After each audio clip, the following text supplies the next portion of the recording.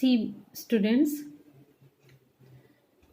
Reporting verb यदि past tense में है और रिपोर्टेड स्पीच भी पास्ट टेंस में है उसका वर्ब भी, तो रिपोर्टेड स्पीच का पास्ट इंडेफिनिट पास्ट परफेक्ट में बदल जाता है।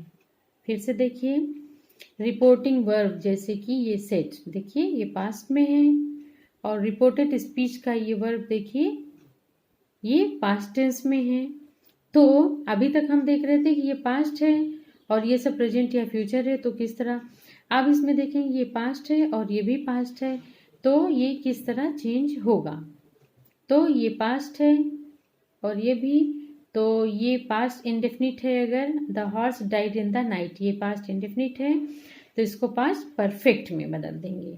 जैसे he said that the horse had died in the night, ये पास्ट परफेक्ट हो जाएगा। तो याद रखिए बेटा कि ये पास्ट है रिपोर्टिंग वर्ब और रिपोर्टेड स्पीच पास्ट इंडेफिनिट है, तो इनडायरेक्ट में रिपोर्टेड स्पीच का पोर्शन क्या हो जाएगा, पास्ट परफेक्ट में चेंज हो जाएगा, सी दिस। और रिपोर्टेड स्पीच का past imperfect means past continuous होता है। देखिए बेटा, रिपोर्टेड स्पीच का पास्ट कंटिन्यूअस, जैसे द बॉय वाज रीडिंग, ये पास्ट परफेक्ट कंटिन्यूअस में बदल जाता है। दो चीज़ें मेन इंपॉर्टेंट हैं, पास्ट इंडेफिनिट है तो पास्ट परफेक्ट में बदल जाएगा, और पास्ट कंटिन्यूअस है तो पास्ट परफेक्ट कंटिन्यूअस है। सिंपल है, पास्ट इंडेफिनिट पास्ट परफेक्ट हो जाएगा, पास्ट कंटिन्यूअस है तो पास्ट परफेक्ट कंटिन्यूअस हो जाएगा। जैसे Ram said the boy was reading, तो हो गया Ram said that the boy had been reading. Reported speech का पास्ट परफेक्ट टेंस और पास्ट परफेक्ट कंटिन्यूअस जो कहते हो रहता है। फिर से देखिए, अगर रिपोर्टेड स्पीच में बेटा ये पास्ट परफेक्ट होता या तो पास्ट परफेक्ट कंटिन्यूअस होता, तो ये एज इट इज लिख दिया जाता है इनडायरेक्ट में भी।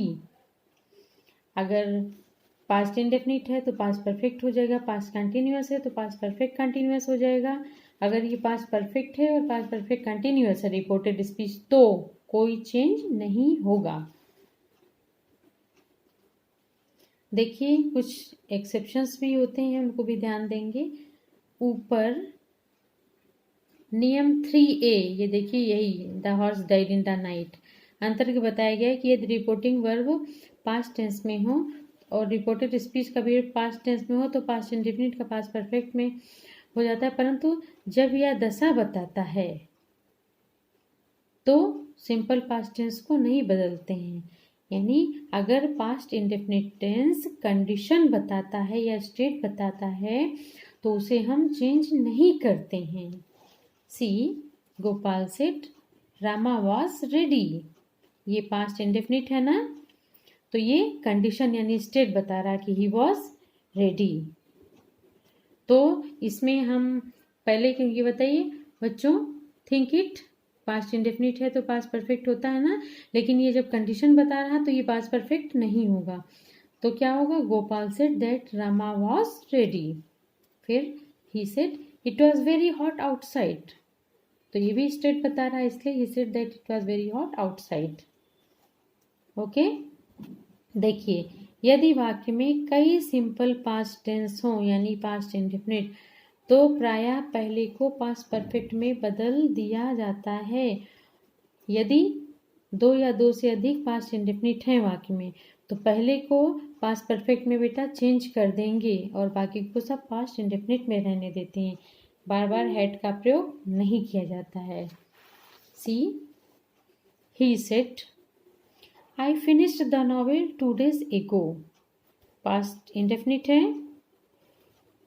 आई then gave it to Ramesh, ये भी पास्ट इंडेफिनिट है। Who kept it for a long time, ये भी पास्ट इंडेफिनिट में है। तो अभी क्या बताया मैंने आपको कि जो पहला पोर्शन है इसको पास्ट परफेक्ट में बदल देंगे, बाकी सबको एज इट इज लिख देंगे। देखिए he said that he had finished the novel, I finished the novel का हो जाएगा ही finished, he had finished the novel 2 days before, then he gave it to Ramesh who kept it for a long time। बेटा ये जो rules मैं बार बार repeat कर रही हूँ, इन रूल्स को you have to keep in your mind. Then direct indirect will be very interesting job. ये देखिए बेटा चार्ट है, टेंस को किस तरह चेंज करते हैं, इसको मैंने अभी आपके ग्रुप में सेंड किया है। इसको ध्यान से पढ़ के याद कर लीजिए मन में कि क्या कैसे चेंज होता है। और जो एक्सेप्शन मैंने बताया है कि पास्ट है तो पास्ट इंडेफिनिट है तो पास्ट परफेक्ट हो जाएगा, और पास्ट कंटिन्यूअस है तो पास्ट परफेक्ट कंटिन्यूअस हो जाएगा, और अगर पास्ट परफेक्ट और पास्ट परफेक्ट कंटिन्यूअस है तो दोनों में चेंज नहीं होगा।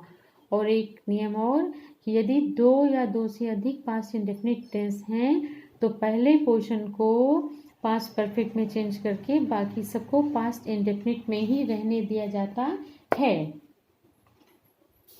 सी next number 2 rule, change a person. अब देखिए ये पर्सनल प्रोनाउन की तालिका यानी टेबल मैंने आपको अभी ग्रुप में सेंड की है, आप इसको गौर से देखेंगे। देखिए मैं फिर बता रही हूँ, ये कॉलम है सिंगल नंबर, ये नीचे इसके प्लूरल नंबर का है।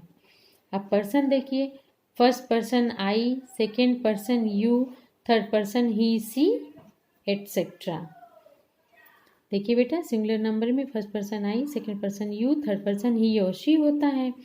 और प्लूरल में I first person, second person you और थर्ड पर्सन दे। कुल मिला के I first person, you second person, he she it और दे ये थर्ड पर्सन के होते हैं। तो ये सब्जेक्ट यानी नॉमिनेटिव केस में है आई वी यू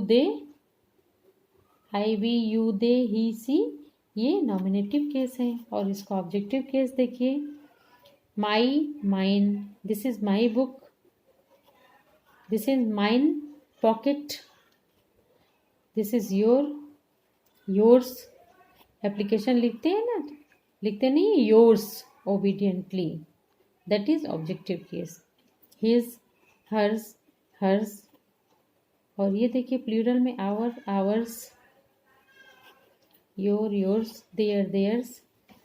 ठीक है बेटा। Nominative case I we you they है, objective case my mine his her ours yours etcetera है, देयर। और पजेसिव यानी अधिकार सूचक प्रोनाउन कौन सा होता है, me, you, him, her, us, you, them, ये अधिकार सूचक है, पजेसिव प्रोनाउन। अब है देखिए एम्फेटिक, एम्फेटिक मतलब जोर देने वाला या reflexive pronoun, myself, yourself, himself, herself. Plural में ourselves, yourselves, themselves, ये रिफ्लेक्सिव या एम्फेटिक प्रोनाउन है।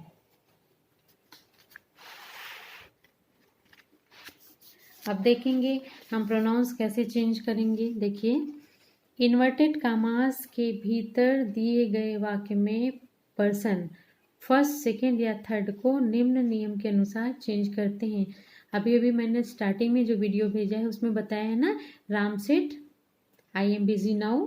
तो देखिए आई जो था फर्स्ट पर्सन का था ना, तो उसको सब्जेक्ट के अनुसार चेंज किया, यही चीज आपको यहाँ पे पढ़नी है। फर्स्ट, सेकेंड, थर्ड को निम्न नियम के अनुसार बदलते हैं। देखिए नंबर 1, फर्स्ट पर्सन को रिपोर्टिंग स्पीच के सब्जेक्ट के पर्सन के नंबर एंड जेंडर, पर्सन का नंबर और जेंडर के अनुसार बदला जाता है। Okay, see I said I am studying, तो हो गया I said that I was studying. You said I am going. You said that you were going. He said I am going. He said that he was going. ठीक है। कुछ exception बच्चों हर rule के होते हैं, उनको आपको हमेशा ध्यान रखना होगा। देखिए वी अपरिवर्तित रहता है जब उससे मानव मात्र का बोध होता है या वक्ता और उसके साथ ही व्यक्ति जिससे कहा गया हो दोनों का बोध होता है। जैसे he said we must die, we must all die. देखिए he said we must all die, we means including he also. He said यानी he said that you must die, इसने नहीं कहा है ना बेटा, तो उसने खुद को इंक्लूड किया यानी we. He said we must all die, तो ये होगा he said that we must all die. He told me we are late. तो इसने वी मीन्स इसने खुद को भी इंक्लूड किया है. He told me that we were late.